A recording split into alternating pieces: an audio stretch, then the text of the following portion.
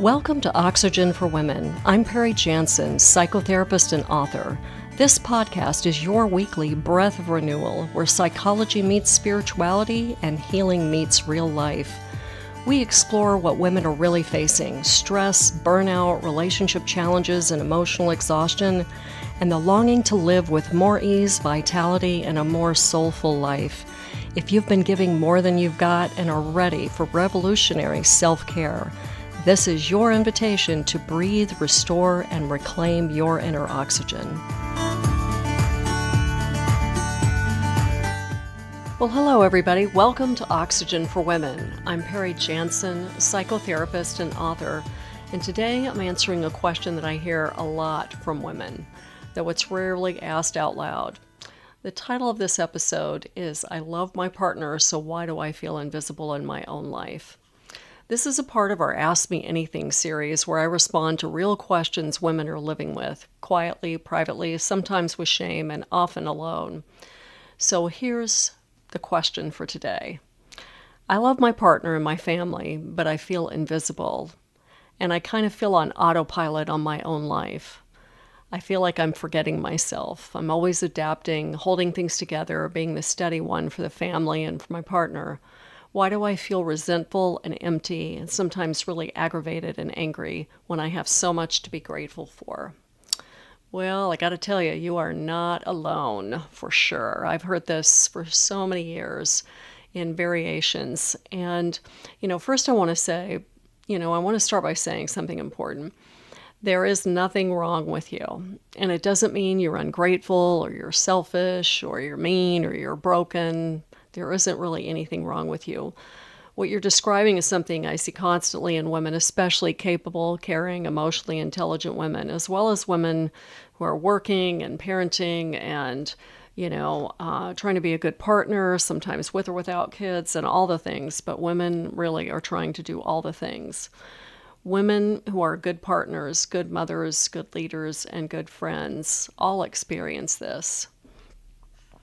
So good that sometimes, somewhere along the way, they learn to disappear from the equation.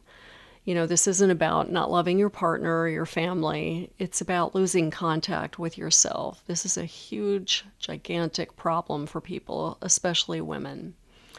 And when that happens, resentment isn't a character flaw. It's really a signal. It's trying to communicate something to you. I don't view feelings and emotions as positive or negative, right, wrong, bad or good. I view them as communication, that something is trying to signal you, trying to give you some kind of warning or awareness that something is happening for you. But many women are taught explicitly and implicitly to become relationship experts, to sense the mood, to smooth the edges, to anticipate needs, to adapt. Over time, this creates a subtle but powerful pattern. I'm going to stay connected to you by disconnecting from myself. I just, I'm not laughing at this, but it is just like, it's always confounding to me how much I see this as a gigantic issue. And here's the part that's hard to see, from the inside. You may still be choosing the relationship, but you stop choosing yourself within it. Not because your partner demanded it or was trying to dominate you or anything like that, but because your nervous system learned that being flexible, accommodating, self-referencing, and self-abandoning yourself was the safest way to belong and also to stay safe in the relationship. If you have needs, if you have wants, if you remember yourself, a lot of women are taught that that's selfish and that they're taught to sacrifice themselves for the family. But if you sacrifice yourself for the family, it becomes a problem because there is no self in the relationship. So you become the steady one, the understanding one, the one who doesn't want to rock the boat. And slowly, quietly, you start living around your life instead of inside of it, really inside yourself and inside your body. That's when I hear women say things like, I don't know what I need anymore. I don't even know what I want anymore. I don't know what I like anymore. I feel flat. I feel kind of like a low-grade depression. I feel invisible. I kind of feel like I just want to watch the Real Housewives or something just to numb out. And I don't even know why I'm resentful. One of the things about resentment is that resentment isn't anger gone wrong. Resentment is grief for the parts of you that didn't get the space to exist. It's the body saying, I've been adapting for too long without being acknowledged, seen, heard, tuned into. And here's something important. Your partner probably doesn't even know that this is happening. Not really. I do a lot of couples work, and you would be surprised at how often I see sort of a shocked look, like, what are you talking about? Because from the outside, everything looks fine. I mean, the word fine, therapists, that's a whole acronym that therapists have behind the scenes. And fine is the inability to tell the truth. When people say they're fine, it means I'm experiencing something else, but I don't know how to really say it. And inside, something essential is missing mutually. Mutuality, self-expression, choice. You can love someone so deeply and still be abandoning yourself. Those two things really exist. They do coexist together. And when they do, the body eventually is going to start speaking. It's going to start talking to you in a variety of ways. So I want to offer you a bit of a reframe. This moment isn't a sign that something's wrong. It's a sign that something in you is communicating to you, trying to attune to you, trying to wake you up. So the question is why? The question of why do I feel empty is often the beginning, really, of a woman returning to herself, or that she's starting to at least listen to some of the signals that are happening. And this doesn't happen by leaving. You don't have to be blaming, leaving, demanding. But by remembering yourself, it matters in the relationship too. Because otherwise, it's really not a relationship. It's sort of a, catering to everyone else. But that becomes sort of like a ghost walking around doing everything.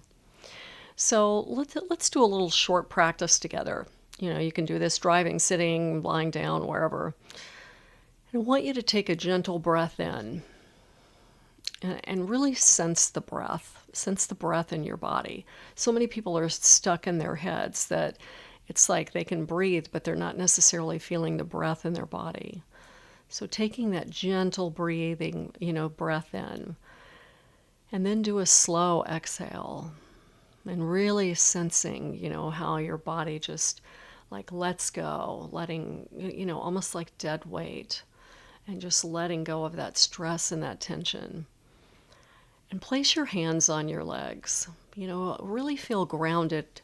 Try to feel grounded in your legs, feeling your feet touch the floor, and like your energy goes all the way through your legs into your feet to kind of really get, like, especially the lower half of your body there. And then breathe into the chest and breathe into the body. And ask yourself, where am I adapting or editing who I authentically am? Really asking yourself, how am I editing what I really want to say? How am I editing my feelings and calling myself fine? Where am I longing to be authentically me? And I'm editing myself.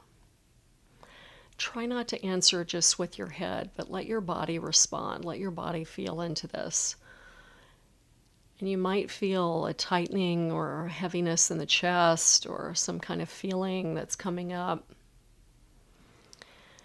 And then ask, what part of me really wants to come back into this relationship? Not to demand, not to be reactive, not to disrupt, but really to be included where it's two people. And if you have got a family, that there's multiple people, but that yourself, the substance of you, the true self of you, needs to be there too, so that people can actually feel you. This is how reconnection just starts. Not with confrontation and defensiveness and blame, but with really beginning to feel the presence of yourself. And this is a whole practice. This is a practice that really needs to take form, especially those of us who are super busy with work or family or partnerships and things like that. Is that presence, I have to say, is the most important thing and a priority in my life, so that I can actually be in relationship, not just with other people, but with myself, and to understand what I really need, what I really enjoy, what I really love. And that I get to experience that because I'm in my own body. So if this question spoke to you, I want you to hear this. You don't have to disappear to be loved. You don't have to overfunction to belong. And you don't have to be invisible to keep the peace. In fact, that actually can ultimately create a war because there's too much stuff getting stuffed. Your longing is not a problem. It's a compass. It's trying to communicate to you. This is your life. This is your one precious, amazing life. And your longing is trying to talk to you so that you can have joy and peace. Coming back to yourself is not selfish. It's sacred. It's really sacred. So I really appreciate that you sent me this question. I really appreciate your being here. And thank you for listening. And if any of you have a question you'd like for me to respond to, you can submit it to tuneinwithperryjanssen@gmail.com, or you can go to perryjanssen.com, and my email is right there. And until next time, I just want to thank you for being here. And I hope you'll stay tuned, and please subscribe, leave a great review, send me your questions, and I'm really happy to be here. Thank you.